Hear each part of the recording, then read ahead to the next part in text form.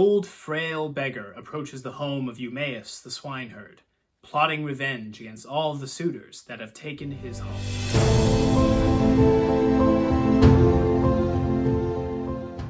Hello and welcome back.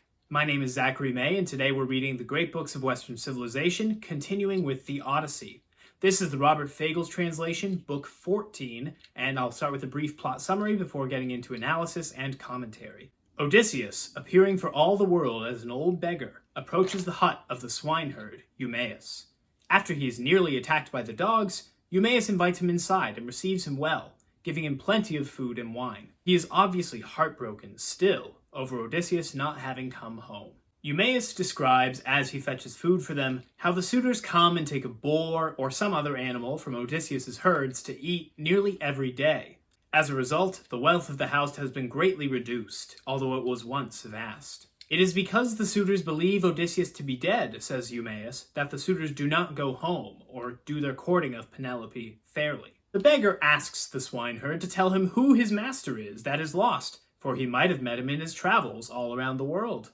Eumaeus answers, but it is clear that he's dead set, pardon the pun, on believing that his master is dead and will never come home again. They've had plenty of wanderers over the years pretend to have heard something of the king's whereabouts just to be treated well by Penelope. In response, the beggar vows by Zeus not only that Odysseus is coming home soon to restore his house and kill all the suitors, but that he will not take a scrap as a reward for this news until the king arrives himself. Eumaeus dismisses this vow out of hand, mourning anew for Odysseus as well as Telemachus, sure to be attacked on his way home. Then he asks the beggar to tell his story, where he's from, how he came to Ithaca. The beggar tells a long, elaborate lie, though with some elements of truth mixed in. He tells of growing up on Crete until he was sent to Troy to fight in the war, sold into slavery afterward. Then he was treated well by a generous king that he chanced on. There heard news of Odysseus on his way home, and then after that had his ship wrecked by Zeus, floating away on its mast before being caught by slavers again, only to escape from them when he landed on Ithaca. Eumaeus is moved by the misery in the man's tale, but reaffirms his disbelief that Odysseus is alive. Telling lies, he says, is not earning the beggar any hospitality from him. The protection of Zeus is, so he might as well stop it. The beggar tries to repeat his earlier vow with an added consequence that he might be thrown from a cliff if he is lying, but Eumaeus ignores him again. The other herdsmen come in, and together they have dinner. Just before they go to bed, the beggar asks for a cloak to sleep in, taking the opportunity to tell another tale, this time about having fought alongside Odysseus at Troy, and once again that he will be coming home soon. Eumaeus is amused at this point, but makes sure to give the beggar a cloak to sleep in. I'll begin with a brief note about Penelope. We haven't heard about her in a while. In the last book, though, we have the first time we've ever been given a perspective besides that of Telemachus regarding his mother's behavior with her suitors. Remember, Telemachus was somewhat indignant towards his mother for not sending the suitors away outright, on her choice to dangle hints to each of them and lead them on rather than refuse them.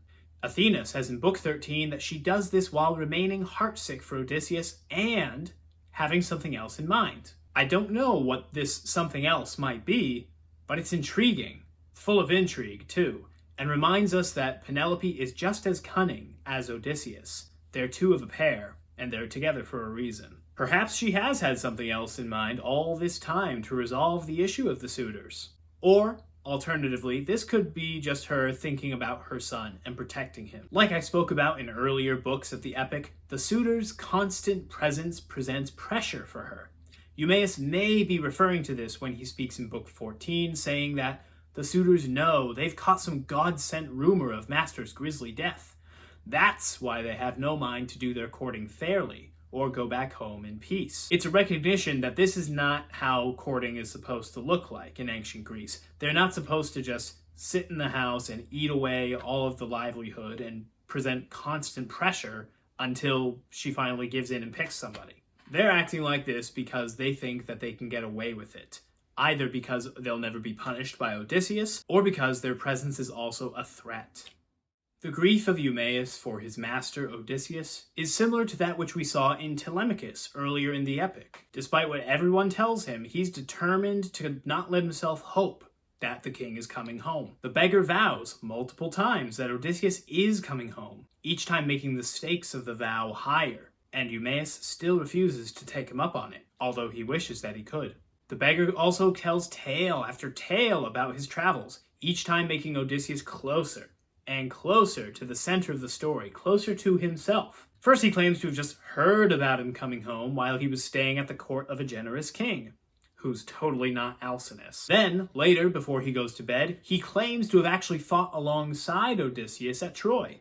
He's slowly circling the drain, getting closer and closer to revealing himself without actually doing so. And of course, increasing the irony of the swineherd's refusals, building up to the moment in which his identity will finally be revealed. There is another reason for Odysseus' behavior, though. He's testing the swineherd. He will do this with everyone that he knew from before he left. Just after Odysseus insists that Athena must not be telling him the truth about where he is, Athena responds with admiration. "You are so winning, so worldly wise, so self-possessed. Anyone else come back from wandering long and hard would have hurried home at once, delighted to see his children and his wife. Not you. It's your pleasure to probe for news of them. You must put your wife to the proof yourself. But she waits in your halls, as always, her life an endless hardship." She tells him this, but, like she says, he's gonna want to test her himself. If he's gonna test his wife, he'll definitely test the servant. He'll probably test his son, and he'll even test his father. If we take Athena at her word, we know that this is Odysseus' way to verify everything that he's already been told, independently. This will serve a practical purpose as well. Remember that he's infiltrating his own palace, looking for a time and a place to kill the suitors. More than 100 of them, by the way, all young men, far younger than him. And no matter how well he times his attack, he will need allies. He's testing for loyalty. He'll even do this when it's not necessary to conceal himself, closer to the end of the epic, but we'll talk about that when we get there. In any case, Eumaeus proves himself for sure. His near constant mourning for Odysseus' absent, obvious rage against the suitors, and clear devotion and love for Penelope and Telemachus is evident throughout. This love for his master, his care for his goods and his family, we are told, warms Odysseus' heart, as, of course, he mulls over how best to reclaim his home. Thank you so much for watching. If you enjoyed this video, please like it and subscribe to the channel. Also comment below, let me know what you found the most interesting, and we'll see you in the next video.